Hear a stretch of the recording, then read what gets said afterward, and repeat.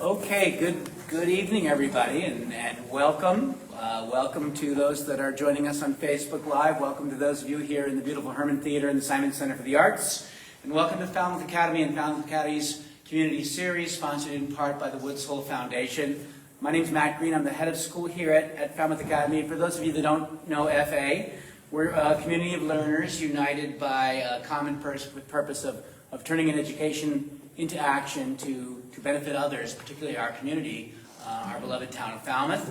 Tonight it's my great pleasure to introduce you to our speaker, ocean explorer, entrepreneur, inventor Paul Matthias, holding a BS in Marine Science from Kutztown University of Pennsylvania, an MS in Oceanography from Texas A&M University, and an MBA from the University of Rhode Island, and a PMP certificate from the Program Management Institute. Paul is the OOI, that's a lot of acronyms. You should be in education. Paul is the Senior Program Manager at the Woods Hole Oceanographic Institution. During his career, he invented technology that's been used to discover shipwrecks and explore and image many objects once thought lost at sea. Polaris Imaging Incorporated, Matthias's company, provided underwater imaging on 2 expeditions to the Lusitania with Bob Ballard in National Geographic. He was later hired by the Discovery Channel to explore and image the Britannic and Titanic, where he made a live broadcast from the site of the wreckage. His discoveries were featured on the front page of the New York Times science section.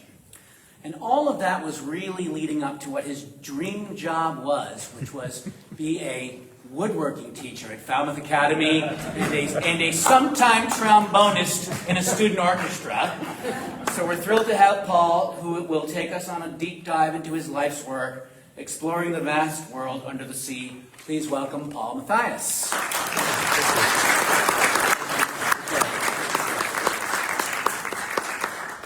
Well, thank you for that introduction. And thanks everyone for coming tonight. I like to see this large crowd. Mr. Shar told me I get 10% of the admission, so I just did a quick count. I'm doing good. But call your friends. And he said no to the Facebook viewers. Yeah, thank you, Falmouth Academy, for inviting me here tonight to talk about some of my experiences that I've accumulated over past years. Had really the privilege to work with some great people and follow in the footsteps of others. So what I hope you hear tonight is a story of applying technology and working in teams to investigate mysteries of the seafloor. One really common question I get asked a lot is, let me see if just a moment. I get asked a lot, how did you get in this line of work? And actually I've had the benefit of hearing that question many years ago, so I've given a lot of thought. I do know that when I was 7 years old, my family took me to a drive-in theater in Altoona, Pennsylvania. We saw the IMDb's 2-star out of 5 Around the World Under the Sea. And while the story is a little underwhelming, the underwater camera footage is really pretty good for the age. And I do have, to this day, some vivid memories of some of that imagery. Also, of course, Treasure Island and 20,000 Leagues Under the Sea. Pretty much anyone in oceanography can point to those, as well as Jacques Cousteau, who, if the first 3 provided fodder for my imagination, Jacques Cousteau really helped to provide some solid grounding and some real-world science that backed it up. So just to hit you with some of my career highlights, after I got out of graduate school, I worked in satellite imaging for a few years, and I think if I had success in mapping and finding things on the ocean floor, it was in part because of that experience in satellite imaging, which has involved, of course, satellites and sensors looking at the Earth's surface. I tried to apply some of that knowledge and know-how and technology to mapping the ocean floor. One of the first jobs I had was with the Environmental Protection Agency trying to find the 55-gallon drums of toxic waste material that was dumped in Boston Harbor back in the 1940s and 1950s. I also, in 1989, was engaged in the search for Amelia Earhart, her lost Electra 10E. Airplane is the subject for maybe another talk here at Falmouth Academy. We will see how well it goes tonight. That's measured by the applause at the end. And then there was a PV-4Y aircraft that I found with, together with John Fish and Arnie Carr, found the airplane off Block Island, lost during World War II. And then I started my company, Polaris Imaging, invented some 3D imaging technology, which I'm breezing over here pretty quickly, but for purposes of trying to keep my time, and invited by Discovery Channel to search for the lost baggage ferry of King Charles I on the bottom of Firth of Forth in Scotland in 1993. Later that year, I was part of the Lusitania expedition with Bob Ballard. I'll be talking about that more in a couple of slides. I went back again in 95. In 96, I was invited by Discovery Channel to image the Britannic and then the Titanic. You'll hear more about that as well. I went back for a second expedition to Titanic in 98 and then did some search for some Spanish galleons and other lost ships in both the Caribbean and along the eastern seaboard. The famed Oak Island I visited with National Geographic and did some mapping there in 1999.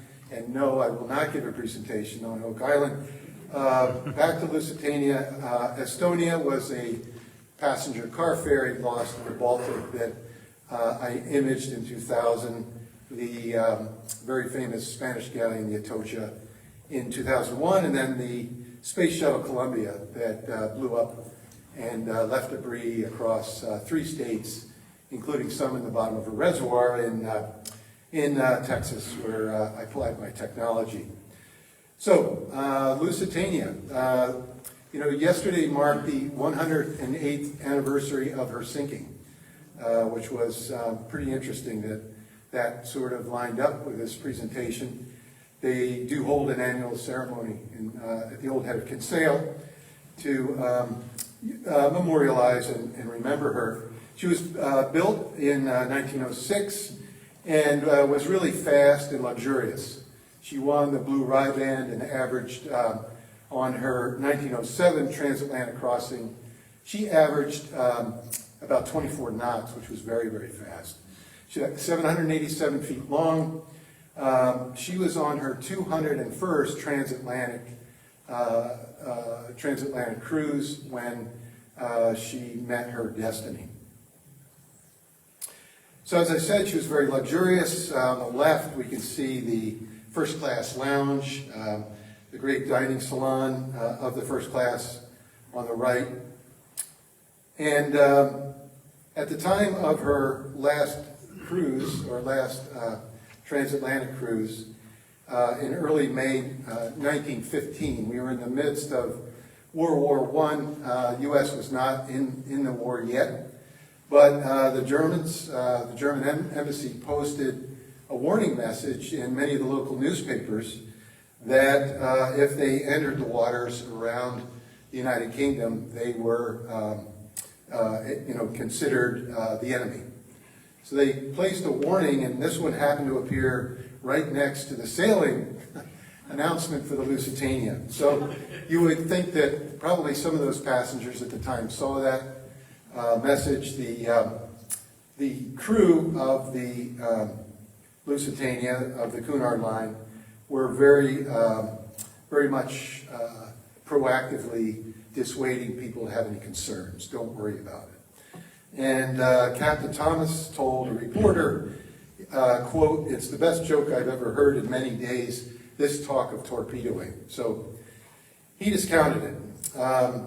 The sinking of merchant ships in the area led to the British Admiralty to warn the Lusitania that as you approach the United Kingdom, attempt zigzagging, go full speed, change your course to try to avoid U-boats that were known to be, attacking and sinking ships, and Captain Turner chose to ignore all those warnings.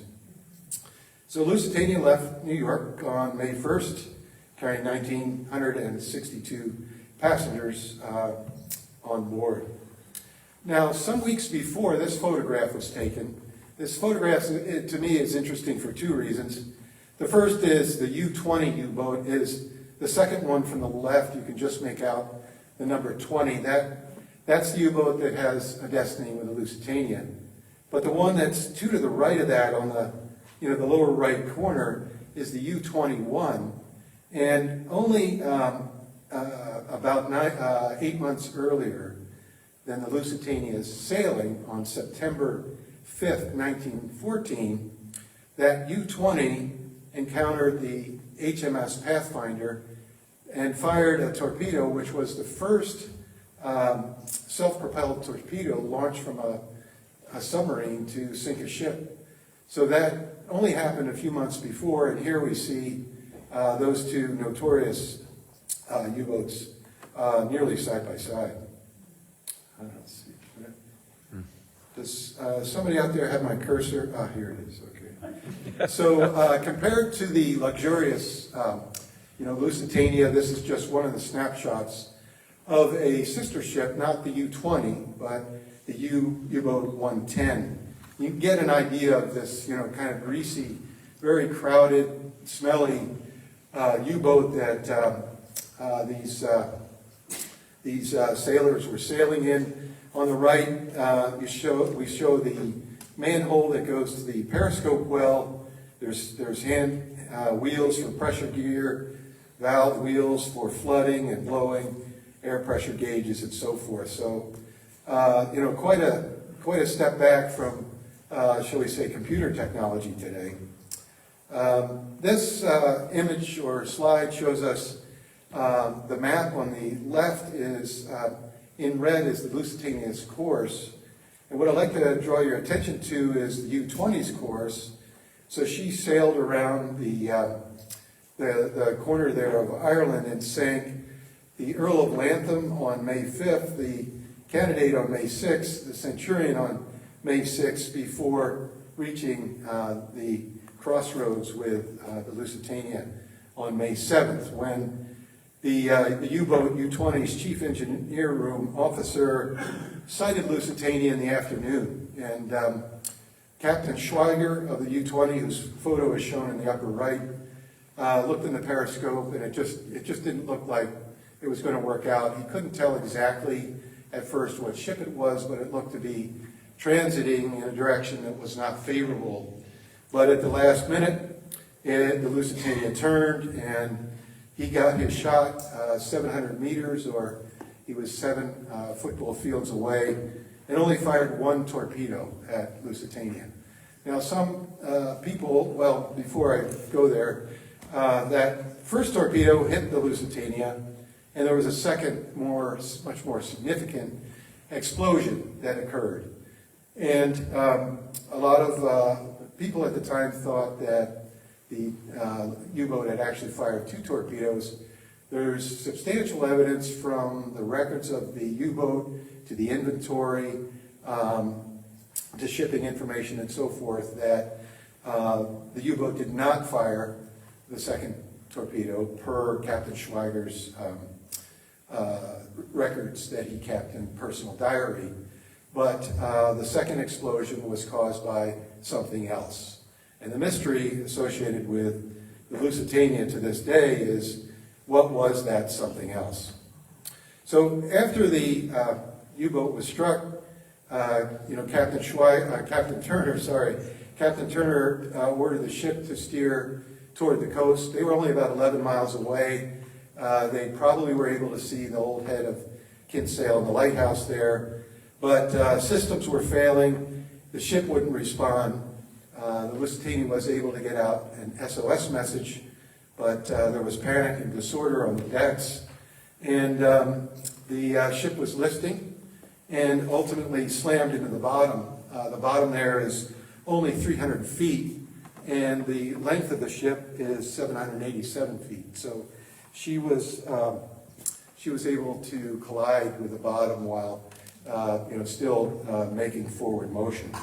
Her stern rose up out of the water, and she sank in under 18 minutes. So this compares to a similar but somewhat larger ship, the Titanic, took 2 hours and 40 minutes. So she sank in 18 minutes. So certainly a lot of damage happened on that starboard side from the combination of the torpedo and the second explosion. So, the mystery of that second explosion has led some to conclude that she was carrying a lot of munitions. She was, but were the munitions what detonated and caused that second explosion and the rapid sinking? Coal dust explosion or, some other steam-based explosion have also been theorized.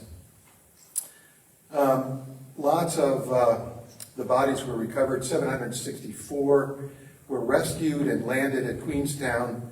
The final death toll was of 1959 passengers and crew. 1,195 have been lost. So the bodies were buried in large graves at Queenstown in the Old Church Cemetery and the Church of St. Multos in Kinsale. The sinking was used as a bit of propaganda for posters like this to, motivate men at the time of age to sign up and enlist in the war effort. And here's kind of a remarkable shot in that it survives. A year later, on November 4th, 1916, U-boat 20 ran aground on the Danish coast, and her crew detonated the torpedoes to try to destroy her, and this was what was left. So that was, the end of kind of the story of the sinking and the great loss and the tragedy. But about 20 years later, thanks to the records that Captain Turner had kept, Captain Turner was washed overboard as the Lusitania bow was descending. A wave came up over the bridge where he was standing, and he sank clutching his logbooks and had a pretty good awareness and record of the speed and heading that the Lusitania was making. So he had recorded all that and projected a likely position that allowed for the ship Orpheus in the 1930s. So in October 1935, the Orpheus went out and looked for the Lusitania and found it after 3 months of searching. And here we see lucky Jim Jarrett climbing inside of a 1,000-pound suit that keeps him at one pressure atmosphere inside that suit. And it's quite a brave individual, I'd have to say, to be lowered over the side into 300 feet of water in a 1,000-pound suit and hope for your safe return. So here he is trying to make his way across the deck in that 1,000-pound suit. And he was able to get to the bottom and see enough, just barely enough, with the poor lighting that he had to recognize and be able to positively identify that, yes, this was the Lusitania. And not much more than that was accomplished at the time. The suit did evolve, however.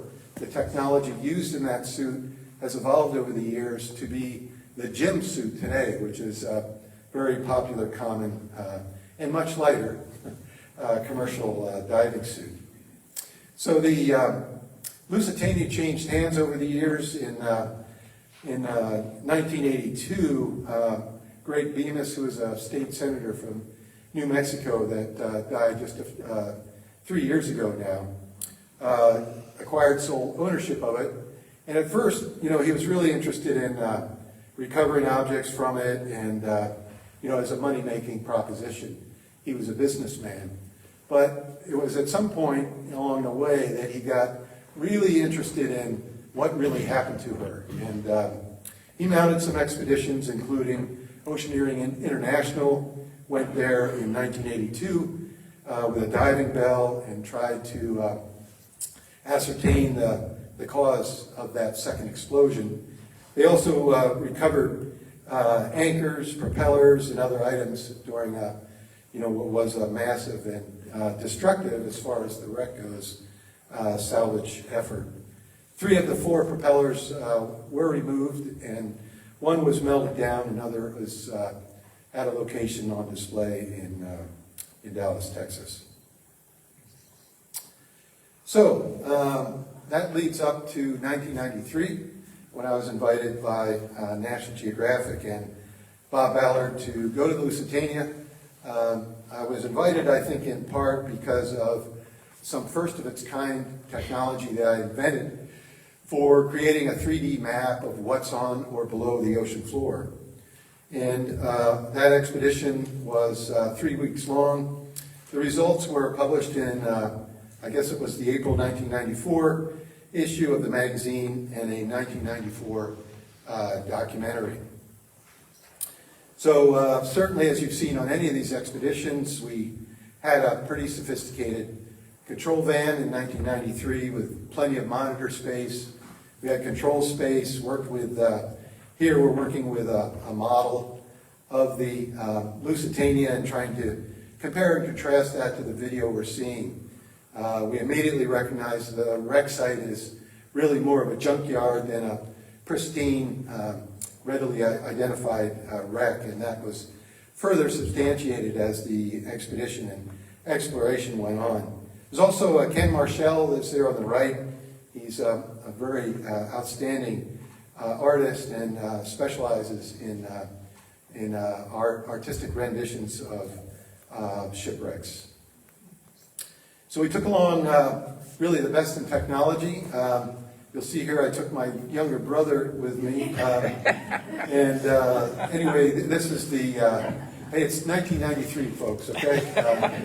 I'd like to see your photograph from that. Anyway, this is the Jason vehicle. Jason is widely known, a remotely operated vehicle, designed and built and maintained by Woods Hole's Deep Submergence Lab, funded by the National Science Foundation. You know, its aim in general is to allow scientists on the deck or at shore to be able to reach remotely into the deep ocean with cameras and controls, and manipulators, in fact, are also on board. Secondly, we took a 2-man submersible, the Delta submarine. The Delta allowed for 2 of us at a time to explore the wreck at 300 feet depth. It is possible to scuba dive on Lusitania, but it is a very, very advanced and very, very dangerous proposition. It only has been, in the last couple of decades, has really been made possible to more than just a very small handful of divers, and that's thanks to, in part, to the rebreather technology that's evolved pretty rapidly. In any case, much like Jim Jarrett's 1,000-pound suit, the Delta keeps the occupants inside at 1 atmosphere. So you get in, close the lid, and dive down, come back up. No decompression. You're breathing air all the time. And hopefully, if all goes well, staying dry. We also took along a couple of small ROVs, or remotely operated vehicles, affectionately named as Homer and Geek on the right.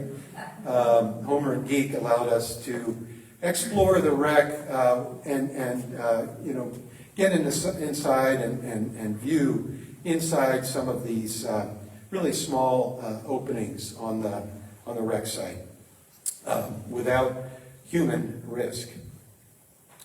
So this is actually 2 images that I collected with side scan sonar integrated with the system I invented. And on the top half of the screen, you're looking at the sonar that is looked sideways at the deck of the Lusitania, the upper deck. And the bottom half is a second pass of the Lusitania looking at the bottom of the hull. So the ship is lying on her right side, of course, the side the torpedo and the second explosion occurred on, so you can't see it with the naked eye. And what we see in this image is, first of all, the wreck's in very bad shape, clearly. The upper image shows us that the top deck has sloughed off of the ship and out onto the seabed. And the bottom image shows us there's a break in the midsection of the hull, giving it a kind of a boomerang shape. I also collected bathymetry, which is different than sonar imagery. Bathymetry is the shape of the bottom, and I gathered shape information over the wreck. We're looking at, as if we were at or near the bow, looking down the length. And what we can say from this image is that the width of the ship, now laying on its side, has collapsed to be a third of what her original beam width is. So she's really failing in a process of failing, and I have some ideas about what may have contributed that in addition to just the collapse of the sinking and the corrosive effects of the shallow waters there.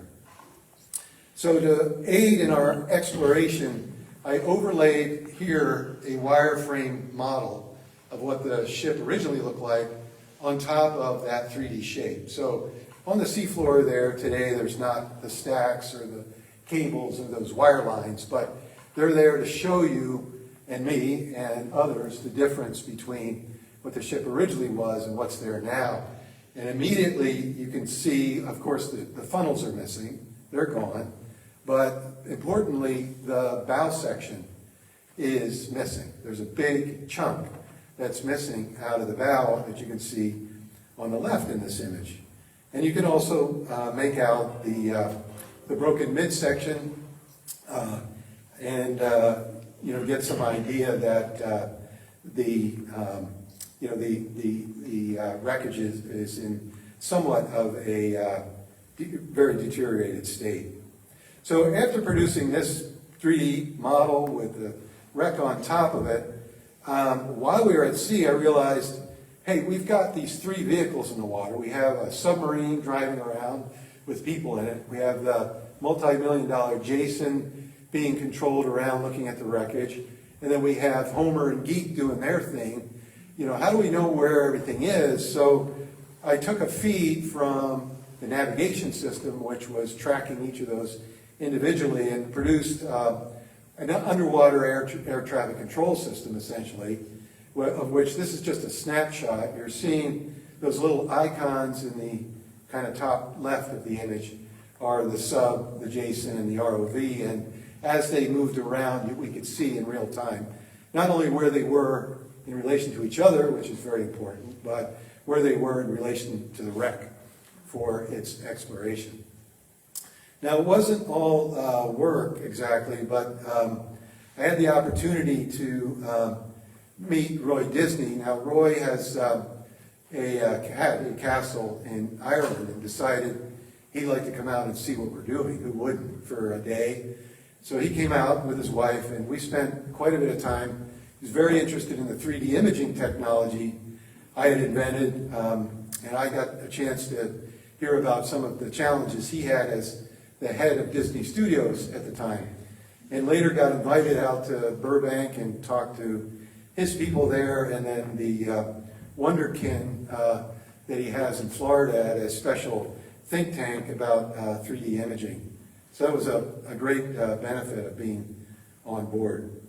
Now, as Jason and the other vehicles were driving around the bottom, we got more and more of an impression. The impression in our mind's eye was growing that the Lusitania is really a sad, tragic wreck site. There's mixed in with unrecognizable pieces. There are things like this first-class shower stall. I don't know if you can make out to the right of the picture is the shower head, and there's a tub actually connected to the bottom of that frame. There's also skylights. In the lower middle are a whole stack of plates that were probably inside of a wooden crate that has since dissolved and left them behind. There's also a percussion cap. If you look closely, you'll see BSC letters on the bottom. That's for Bethlehem Steel Corporation, where they were made. And then in the kind of upper right image, there's a red arrow that's pointing at something. Now that something, or one just like it, was brought up by that Oceaneering International group I told you about that did salvage efforts. And they were very excited because they thought they had found and recovered a magnum of champagne when they saw this. Well, they had also brought along board explosives for their efforts to get into the wreck and try to salvage piece parts of it. One of the engineers, after they had recovered what they thought was a magnum of champagne, started to chip away the corrosion on the outside to get to the bottle. And this explosives expert came over and picked up just a little fragment of it, put it in a little cigarette dish or bowl, and hit it with a match, and there was a significant explosion.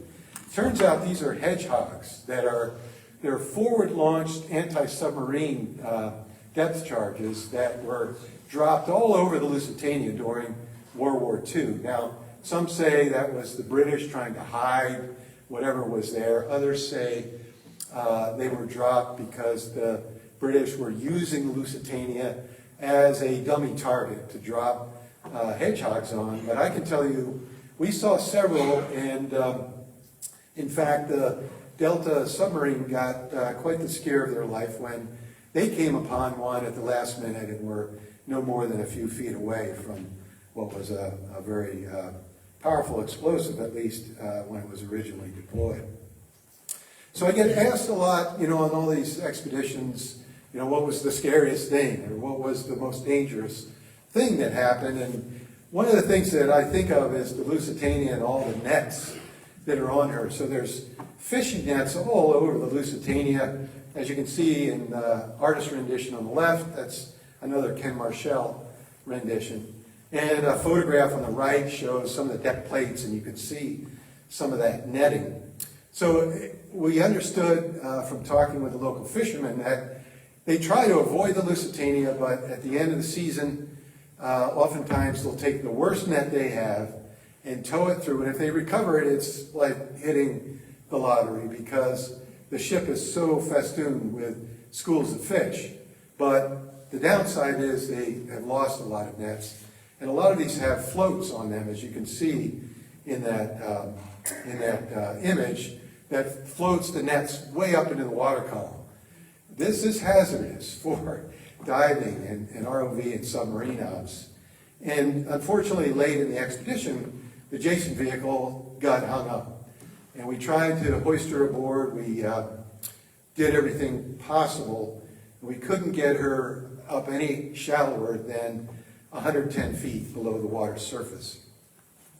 So after a lot of group thinking and careful consideration, the tether to the Jason vehicle was cut and buoyed off and thrown off the ship. And there was a diver on board that was there just for this kind of circumstance. This wasn't predicted, but a diver was brought along in case a diver was needed. And I'd gotten to know him during the cruise and found out that he was having nightmares about being in the water, about being run over by the ship. It was not a good story. And so I volunteered to go with an underwater cameraman to try to recover the Jason vehicle. And I made this short video from some of the National Geographic footage that was collected during that recovery effort. So here's the Jason vehicle enclosed. Now here's Bob and others. Andy Bowen, some of you might recognize, he's on this expedition. The Jason's tied off and buoyed off from the ship. Knives are always an important thing to carry when you're swimming. Just kidding. Getting some last minute instructions from Bob.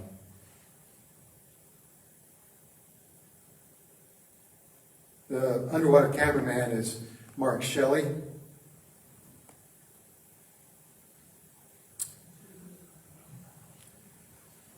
Try doing that with a scuba tank on your back.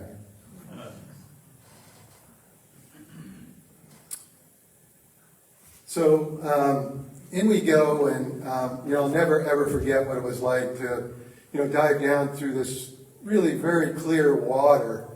And as I got down to 110 feet, to see the adjacent vehicle sitting there like a puppy dog with a tether that went up to the flotation on the surface, and a line just wrapped around it and down into the depths to where I couldn't see it anymore.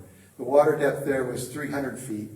The adjacent vehicle was 110, and I was able to cut her free and recover her. That was quite an experience. Thank you. Yeah, I talked to Bob about, the insurance, right? The value. It was loose at sea. I should get a percentage, but he wouldn't have any of it. Like all these wrecks that you'll hear about tonight, there have been, follow-on explorations of one kind or another.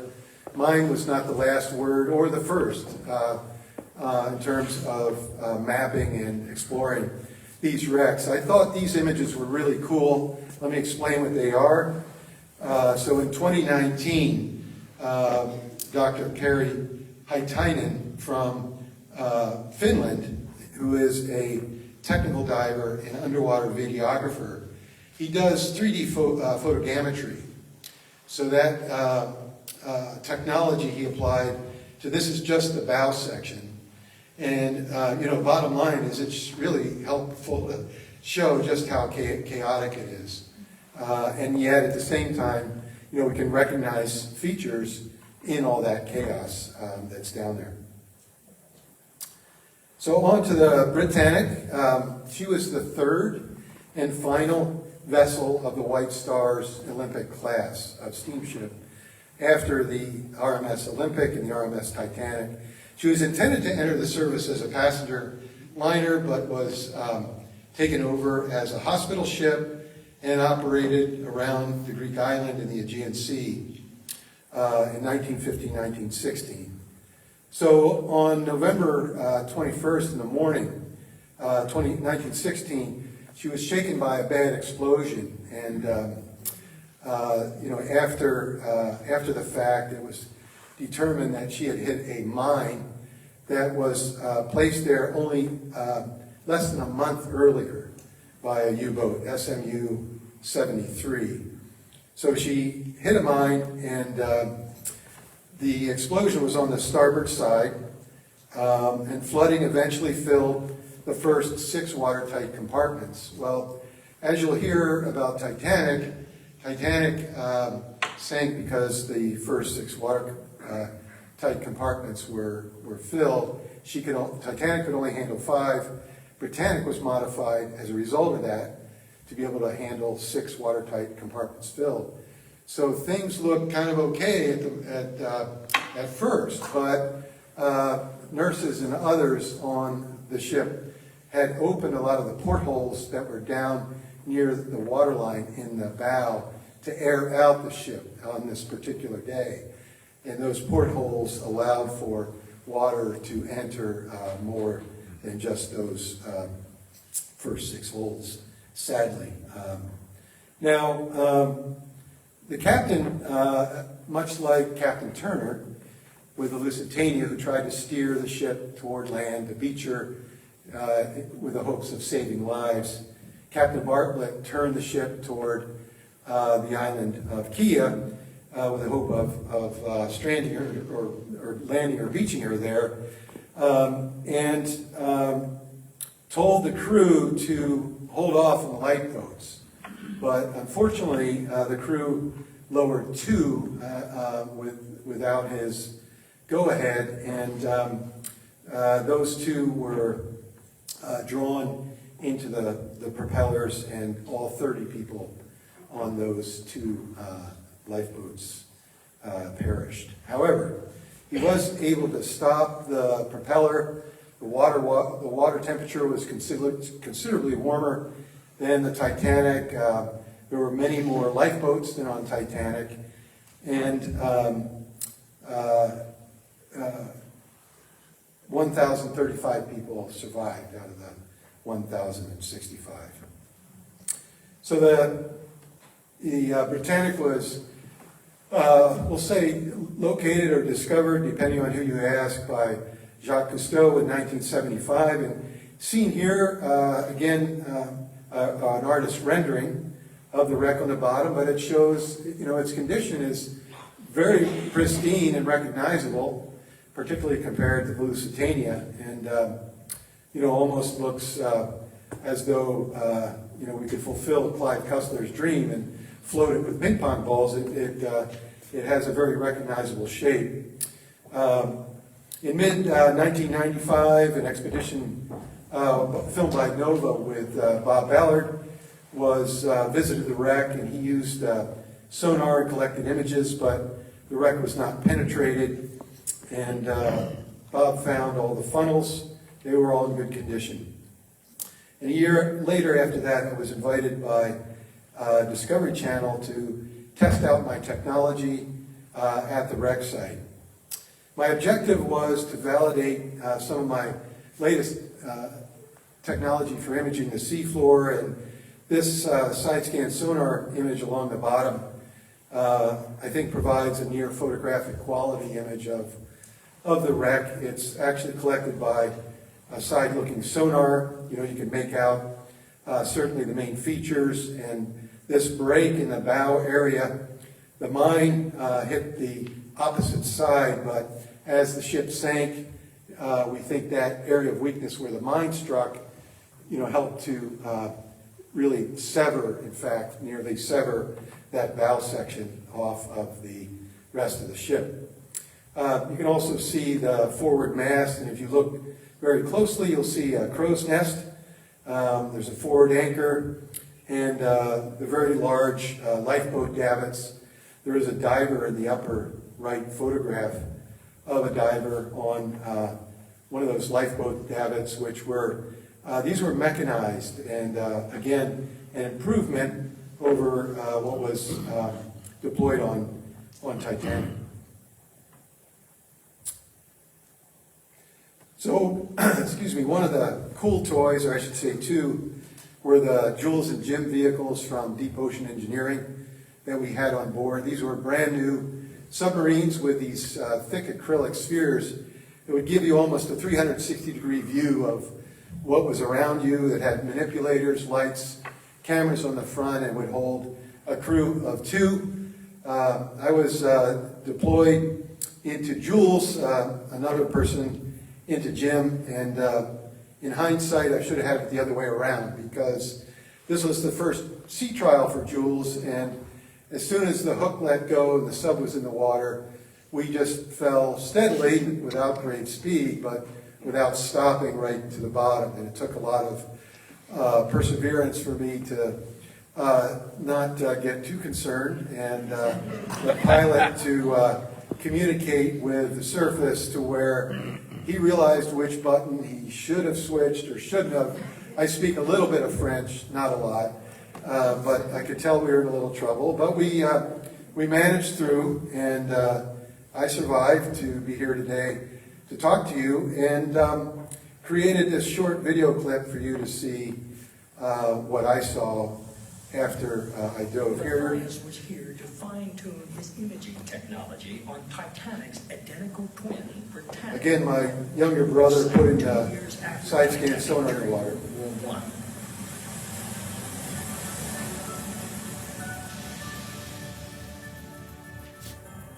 Sonar image quality largely depends on how close the fish can get to the wreck. As the fish passes over the site, it sends out an acoustic signal. The signal rebounds off the ship, and the software creates an image.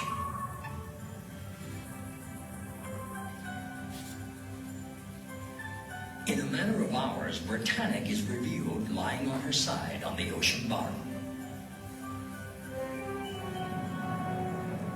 Next, Matthias validates what he saw in his ghostly images with an eyewitness inspection of Britannic.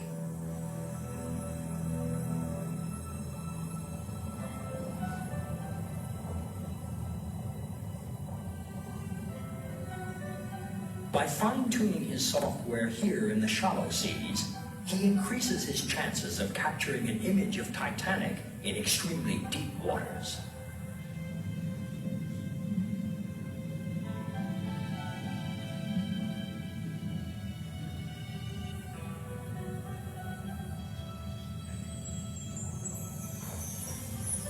Matthias confirms much of what his sonar imaged.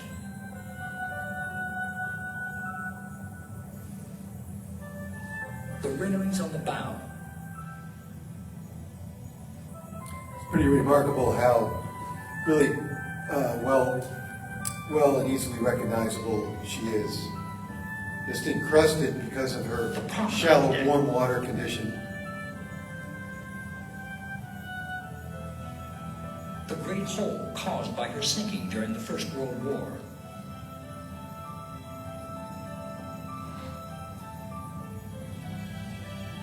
And even her massive propeller. You get an idea of the scale of that propeller.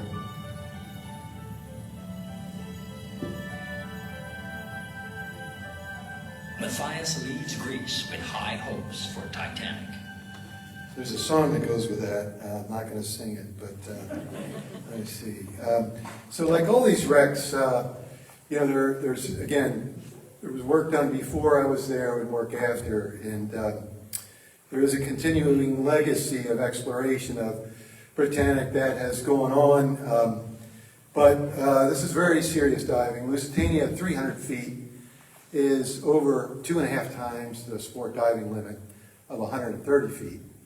And Britannic is 400 foot deep. And nevertheless, divers like Carl Spencer, who was one of the world's most accomplished divers at the time, was drawn back to his third underwater filming mission of the Britannic with National Geographic in 2009, died due to the bends and during that filming. And 10 years on, a British technical diver, Tim Saville, died again from rebreather malfunction. But in May 2021, just 2 years ago, Ray Ayrton, who's 63 and a retired dentist from Bristol, England, made the 400-foot dive and captured these, I think, very beautiful images of that site. He says, his quote is, "I've been diving since the late 80s, and without a doubt, Britannic has been my most memorable dive to date." No doubt about it, Rick. So, kind of against that backdrop, I suppose, I was invited along to the Titanic by Discovery Channel, first in 1996. I think probably all of us could almost repeat the story. It was sank in the early morning hours of 15 April 1912 after a collision or impact with an iceberg 4 days into her maiden voyage. She was the largest ocean liner in service at the time. There were 2,224 people on board, and struck or impacted the iceberg just about 20 minutes ahead of midnight. In a way analogous to Captain Turner receiving warnings, Titanic had received 6 warnings of sea ice on 14 April, but continued on traveling at a speed of roughly 22 knots. The sea was also very calm that night, which made it flat and difficult for lookouts to see icebergs when the water surface is flat. It's not splashing up, giving your eye a chance to see. There's also no or little moon, for the lookouts, and some say the binoculars that were supposed to have been in the crow's nest weren't there. I don't think we know that with certainty, but the combination of speed and the environmental conditions and the iceberg being in the wrong place at the right time led to the Titanic taking on water. Her sinking took 2 hours and 40 minutes, as I said, and resulted in the death of over 1,500 people. Now, before I proceed and talk further about Titanic, I would like to quote Sir Isaac Newton, and believe me, this is the only time I quote Sir Isaac Newton.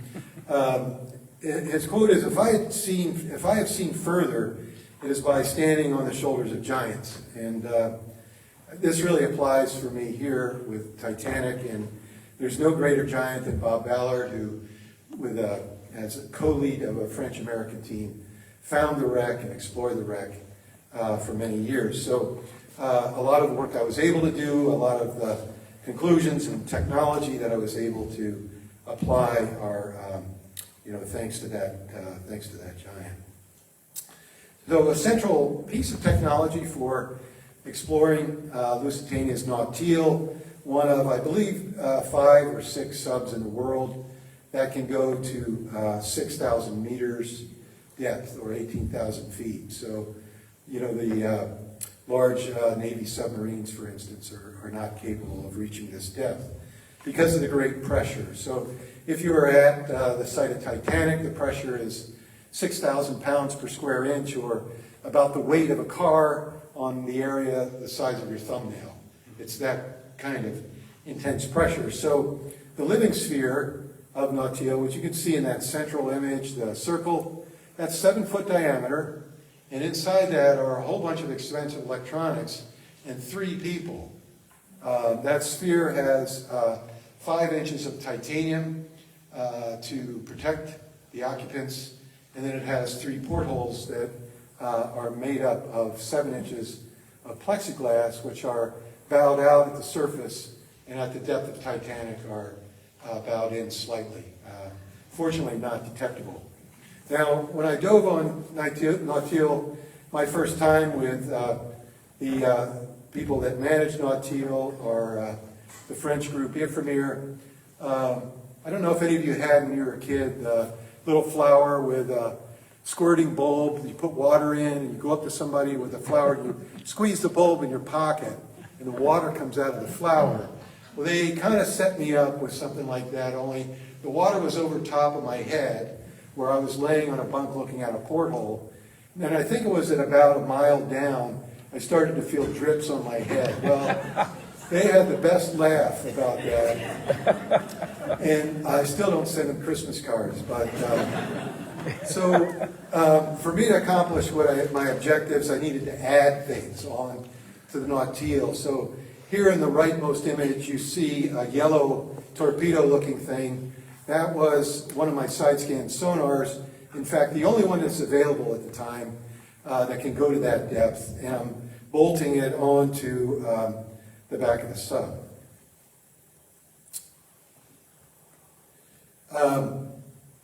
Now, I captured my first dive, at least in part, with my handheld camera. And I share that. There's other really great video, and it's everywhere on the YouTube, and elsewhere. But I have a personal connection that I want to share with you, which is incorporated in 2 clips that I have, separated by 1 slide. This first clip is I'm inside that 7-foot living sphere with now 2 of my very best friends, and we are about to make our first dive. So this is what it looks like. Now, the Nautile is on board. The ship is called the Nadir. This ship was bought by Ray Dalio and later became the Aleutian, and which some of you may be familiar with, and I think the Odyssey is its name now. So watching this behemoth go down the track, it's like the elephants in the circus back years ago that would march down the street. Being lowered in is kind of an apprehensive time for me. I always felt that if there was going to be an accident or something bad would happen, it would happen near the surface. The divers jumped in to make sure everything's okay. They released the last line. I think one of them knew I was a little bit nervous, so he thought it'd be funny to come over the porthole and wave bye-bye. So that's, I think I'm reading saying bye-bye. And, you know, off we go into the 13,000 feet of water. The sub is propelled by batteries. The battery drives the propeller. And so to spend as much time on the bottom as possible, we turn everything off. We're in the dark in that submarine for the 2 to 2.5 hours it takes to free fall down to the bottom. Now, I say that with a caveat because every once in a while, depending on which pilot I got, they might bring along a CD player with Pink Floyd, Dark Side of the Moon. But for the most part, it was quiet. And what I don't have footage of, I wish it was capturable, was the bioluminescent creatures that I saw. So once I got down to, I can't remember, 800 feet, steadily falling down to the bottom, looking out the porthole, I could see these constellations, it seemed like, which were little clusters of, you know, animal. Despite what my mother thinks, I'm not a marine biologist, I'm a marine geologist, but in any case, these bioluminescent critters flying by the window and lighting up. So it had so much the feel of traveling into space, passing stars as I was descending down into the depths. I'm showing you this image just as a little bit of an aid. So this is a model somebody made or an artist drawing, and I just brought it up because the iceberg damage is here on the right, just to give you an orientation. The first dive I made, we came in on the port side, right about where that marking is. And you can see the central anchor up there at the bow, and the massive chains that make up the anchor handling gear. There's a big cargo hatch #1, and then a winch at the bottom, all of which you'll get glimpses of in this video. I made it several versions of this video. One I played to Twin Peaks, so those of you who know that old series. So here was one of the very first things I saw, which just blew me away. I mean, everybody probably has an idea of terminal velocity of things falling through the water column, but the fact that that coffee cup was laid on the bottom unbroken, like somebody had set it down. I've come up against that port side of the hull, and I'm blown away at the rust, which just, it's everywhere. It looks like it's encapsulating, or in some places looks like the ocean washing over it. I'm looking peering into these portholes. I'm wondering who was the last person to look out of those. And coming up onto the deck and the second class promenade, the bow, spectacular bow, still majestic and recognizable. Coming along the second class promenade. These are the Ballards. They had tops on them, original, that were blown in by the pressure. You saw a fish there that was a grenadier fish. This is the forward mast. There's a grenadier fish trying to photobomb this is my home video. There's a port side anchor still attached. And watch for a critter coming in from the right. It looks like a parachute, right? I mean, what is that thing? And the bacteria produced rust made for this incredible looking flower, very delicate looking thing on the bow. Now I'm separated from the bow by no more than a few feet, but it would be, deadly. There's a white mushroom pointy looking thing. Anybody that has guesses, afterward, please come see me. There's a tube ejecting eggs and a tiny, fragile sea anemone. All some of the very unusual creatures that I spotted on that first dive. Here's the cowboy, they call him, on top, in charge of the recovery operation. I've put all my chips into his corner, watching what's going on. Attach the recovery. Very exciting and recover. So, of course, I had to get baptized for having the privilege of diving to the wreck, and don't worry, I paid those guys back. So one of my first objectives was a side scan sonar image of the wreck site. As I mentioned, I used the only side scan sonar that was commercially available, so it's a relatively low resolution, but what we're able to see in the circle on the left is the bow pointing to the west toward New York, and the stern separated by about a half a mile pointing toward the east, back toward England. You can also see some of those marks on the seabed. Those are sand waves, and if you look closely you can see some debris, kind of grainy, dark grainy patch coming off of the bow section on the left. That was captured with, again, the Nautilus submarine, which instead of a towfish being towed behind the boat, we were the towfish because we had the side scan bolted onto the sub that we were in to collect that data along 3 lines. Now, my second objective in '96 was to try to map the openings caused by the iceberg. Popular myth was that there was a 300-foot gash in the hull caused by the iceberg, but by contrast, at the original British inquiry in 1912, Edward Wilding, who was one of Harland and Wolff's naval architects, made some calculations based on how much water came in, how fast it sank, and so forth. And he estimated the total area that was open to the sea was no more than about 12 square feet, or smaller than the size of a door. But it was, clearly not in his opinion, a very large, significant gash. In one of Bob Ballard's dives in '86, he photographed a section of the hull which is toward the very end of the deformation caused by the iceberg. He was able to see what he thought might have been caused by the iceberg, an open seam and some pop rivets that ranged in width from about 1 inch to about 6 inches for a short span.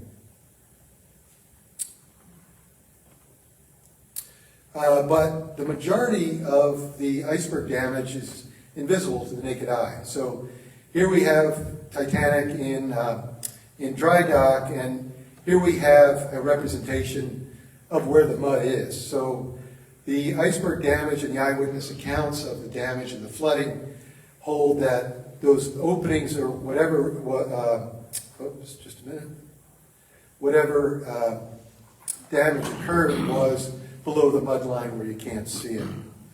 So this was the challenge. So I deployed a subbottom profiler, which it's an acoustic device that's used for mapping objects and geology beneath the ocean floor. In this video, we're at the starboard side mud line, and the pilot is grasping part of that subbottom profiler. It's the transducer into the claw and extending it out before we turn on the system to test it against, in this case, some of the openings we can actually see. So we're testing the system against openings, some large, some small, before we relocate to, you can see the mud line there and maybe get an idea of how high that is, and use that to image and detect openings. So, this was in my bucket list world, this was a big home run. What we're showing here at the top is one of the images that is indicating one of these thin traces that we were able to detect below the mud line. The thin traces started and stopped along the hull, 10, 20 feet above the bottom. And, in a way sort of similar to a telegraph message, there's 6 of these narrow, sort of finger-like, wispy returns that we got from the openings that, in fact, span the 5 holes in the 5 holes of the ship that caused her to sink. So at the the conclusion of our mapping effort, the findings were published in magazines and articles, books, and so forth, and made news around the world that helped, I think, people to rethink how they believed or how they understood the Titanic sank. It wasn't some sort of cataclysmic, impact and tearing away and gashing of the hull, but rather it was merely a bit of a gentle grazing. I've talked to some of the naval architects and marine engineers who suggest that, as a result of these findings, the Titanic really barely impacted the iceberg, was close to missing it altogether. And furthermore, the iceberg damage that was caused was kind of like a zipper opening 6 holes intermittently that had the ship, perhaps counterintuitively and without any safety regard, hit the icebergs, dead on. Maybe only 2 or 3 of the holes maybe would have collapsed, and the ship would have probably stayed afloat. So a very, very sad, very, very sad outcome for many reasons. So 2 years later, I went back in 1998 to create digital photo mosaics. These are, just some sample photos. Here on the left, I mapped the debris field in '98 to create a kind of archaeological site map. I'm showing you a ladder, and I don't know if you can even make it out, but the ladder is a very, very tiny speck to give you an idea of the scale and size of that photo mosaic that was created from thousands of images. The very first photo mosaic of the bow of Titanic was created in the 80s by Woods Hole Oceanographic. They used paper printed photographs and literally cut and pasted those together. I did mine in '88 with digital images, collected thousands of them to create this recognizable image of the bow section, where you can make out the number 1 hatch, the forward mast, where the number 1 funnel was, expansion joint, and get some idea at the right side of some of the dramatic event that had happened when the ship was torn and twisted apart from the stern section. So we think the stern section fell much more rapidly, causing it to look much more like a junkyard. Here we can see the engines, the 2 engines on the left side is where the 2 parts broke in half. We can make out in the center middle, that squarish rack-like shape is the elevator housing, and at the back end, those ribs are actually the folded over poop deck at the back end, or the stern, but certainly much less recognizable than the other half of the ship. I also created in 1998 a 3D model of that stern section. You can see in the upper right, perhaps, that rectangular shape, again, is the elevator housing, but otherwise it's a really very, very chaotic and destroyed mess.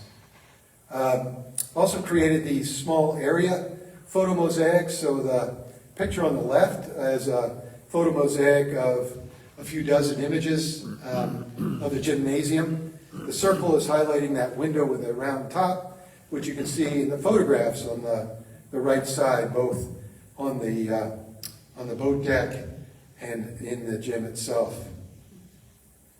I thought this image really kind of helped to characterize the overall deterioration of what's going on with Titanic. Whoops. I also put the cameras on the submarine sideways, and with several passes was able to capture over 100 photos to create this image of the 2 images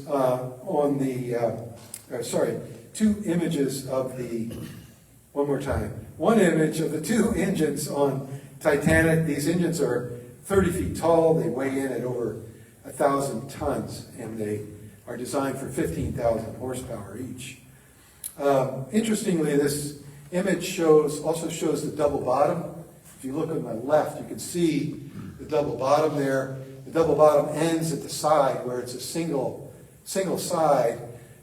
If the ship would have run up onto an iceberg or something else, the double bottom would have protected her. But the fact that the double bottom ended at the side of the ship is really the reason why the iceberg was able to allow for the water ingress. There is an enduring legacy of videos and films, many articles, books have been written, and other expeditions have been launched. One was launched by Woods Hole Oceanographic with RMS Titanic. In this case, they used 2 robots or autonomous underwater vehicles, affectionately named Ginger and Marianne. So instead of a submarine with yours truly inside, they used these robots. There's a small image of one of them at the bottom.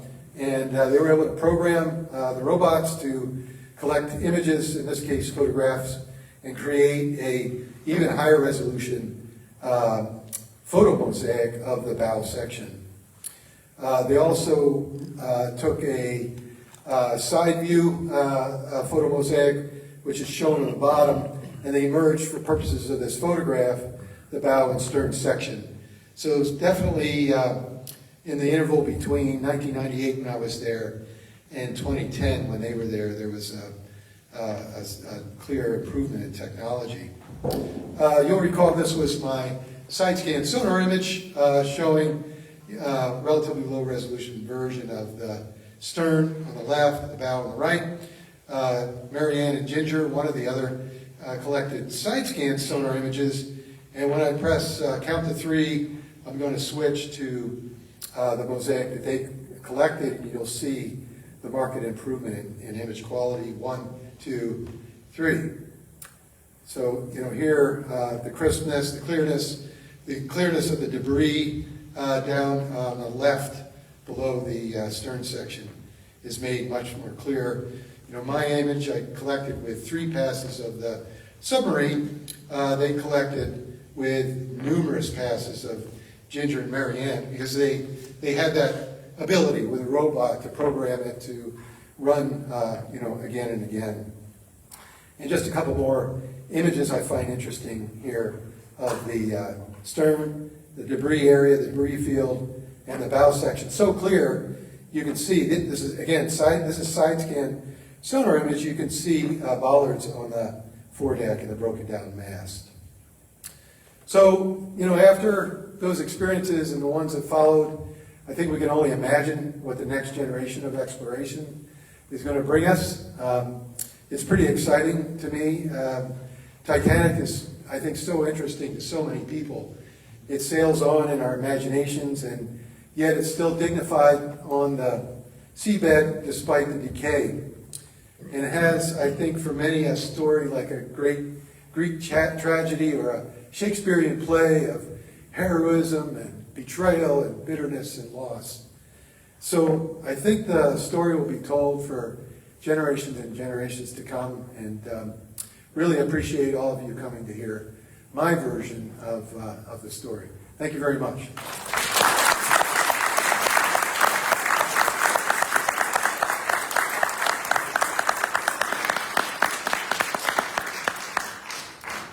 So I think we have time for some questions. If anyone has, if I could maybe get some lights up, just bear with me for a moment.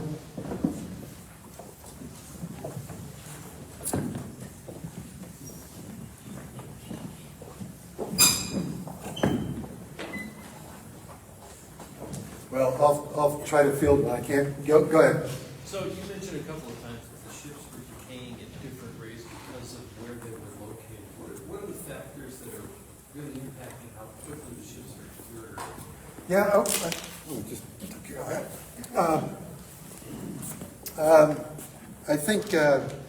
I think the factors include, the corrosive physical effects of water temperature. So the warmer the water, the more corrosive. You know, the tidal surges like the winter tides that we see at the site of Lusitania especially. So that kind of water flow, the warmer water compared to the stiller, deeper, you know, Titanic kinds of water depths. And then on Titanic, we see this bacteria. I think there's some 17 species of this rust-producing bacteria. It actually, unlike the rust perhaps on our cars, it's a physical rust. That rust deteriorates Titanic by the bacteria eating the metal and producing rust as a byproduct. So I think the physical parameters and the bacteria, I think, are probably the biggest contributors to the differences in how the three are corroding. Go ahead. That's a question. I have lots of questions, so it's a great job. So I do physics, but I was interested, so could you actually think about sinking something, let's not kill people, but sinking something with the sole purpose of increasing the biodiversity? As you were saying, there's different kinds of organisms and fungi that are being produced. So could you man-made put different chemical elements and produce a different population on purpose? That's a great question, because I just got back from the Cayman Islands not long ago where they did exactly that. So I don't know if you mean, if this answers your question exactly, but there are a lot of locations around the world, especially I think in the Caribbean, where they'll sink things like ships no longer used, like the Kittiwake in Cayman Islands. And yeah, those become, you know, kind of an oasis for underwater life and organisms to thrive. So X many feet away from, pick your favorite of these three, you can measure a difference by some factor of the biodiversity. What was the first part of your question? Of your three wrecks, Yeah.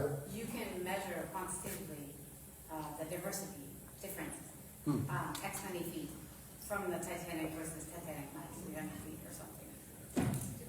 I think that may be possible. That's not my area of expertise, but yeah, just to show like a population distribution on the wreck versus off the wreck. Yeah, I think that would be interesting. Like X many fishies here and Yeah. X fishies there. Yeah. I think that would be interesting. Yeah. Thank you. You have a question? Yeah, I was just curious about future expeditions, and if you, I recently heard a talk by somebody that talked about the finding of the Endurance. Yeah. And I was thinking again in the Arctic might be interesting because they're probably pretty well preserved. Yeah. Oh, yeah, sure. So the question was, you know, what other shipwrecks might we pursue? Shackleton's Endurance was just located in the Antarctic, I think, by a team led by Dave Gallo, I believe. And so there are many other wrecks that we might go explore and try to find. I have only one project that's in a secret space right now that I'm contemplating, but otherwise, personally, I have a demanding job that does not include anymore doing these kinds of expeditions. So as for myself, no big plans right now. Go ahead. I'm just going back to the Lusitania, I'm just making sure I heard you correctly. They have not determined with certainty that there were munitions on board that caused that second explosion. That's still a mystery? Well, that's great, you helped me recover from missing a beat, because one thing I left out was we knew and know where the munitions are on board. They would have been an R in the number 2 hold. And when we investigated with Jason, the sub, and the RV, we found that hold was still intact. The bow section is missing, which created some excitement before we went there and actually saw that hold number 2. So there are munitions, they're still there. They're bullets, tens of hundreds of thousands of bullets and perhaps other material, but that was not, in our opinion, the reason for the second explosion. Our conclusion from that expedition was the ship blew up due to a coal dust explosion. She was on the final leg. She was almost there. A lot of the coal was gone. There's coal vapor in the air in the coal bunkers, and a spark could have ignited it. But I don't think it's been, in my opinion, it hasn't been 100%. I have such a half memory of reading something about how we were transporting massive amounts, that the U.S. was transporting munitions to the U.K., and somebody actually wanted it to get sunk because that would bring the United States into the war. It's all just kind of this mythology that's formed around that wreck. Yeah, there is still are still believers that Churchill intentionally sort of set up the Lusitania to pull the United States into the war. Points at one of the warships that was meant to protect it was pulled back. Certain messages were not relayed to the ship. I think it's a bridge too far for me personally, but there are people, who ascribe that was there's some intentionality about putting Lusitania in harm's way to bring the Americans. But there's nothing you saw down there that would suggest as much. No. Any other questions? When you're down on the wreck and you're focused on the objectives of your mission, how emotional is it? Do you feel the sadness? Are you overwhelmed by the tragedy? Well, that's a version of the question that I can never answer well, which is, what are you thinking and feeling when you're there? But you kind of hit on part of it. Is I'm there to do a job, Right. and it's expensive as all get out, and my time is limited there, right? So I got to get it done. But I mean, it's breathtaking. And when I first approached that wall of steel, as Bob says, you don't look down on Titanic. You only look up. That was the feeling when we came up against it for the first time. I had my head craned at the porthole, and I couldn't see. It was just this, vertical wall. And then, as we were driving around the foredeck and the boat deck and so forth, it's just so easy to imagine these people, and kind of a forward reverse of them, of a loop of them being, happy and looking forward to their destination and walking around and meeting people and on this amazing ship, and then, the disaster that happened that night. It's just impossible not to connect with that. And, some of the objects in the debris field when I mapped it were similarly just like, almost like, hitting a tuning fork, sort of, is the only analogy I can make, that, I'd see something, it would just be immediately recognizable, and it would kind of tell a story in my mind's eye. For instance, there were, and just off the top of my head, there were these large containers in the stern section that carried all kinds of food, mutton and beef, and on, these gigantic, warehouse type containers, and they had, from the kitchen, they had a switch panel that they could flip a switch, and down the wire, 600 feet to one of those containers, a light would go on, and somebody down there knew to bring up whatever. So we found one of those panels and took photographs of it, and that was an example, because I could see all the switches. I saw one was up, all the labels on it, everything like that. So it's a roundabout way of answering your question, but when I'm down there, it's this kind of dichotomy of, I'm there to do a job of focusing, and yet it's inescapable to be connected with this story that's just, been in the darkness till we showed up, and there to be read, I guess. Any other questions? You've been a great audience. Thank you very much for coming.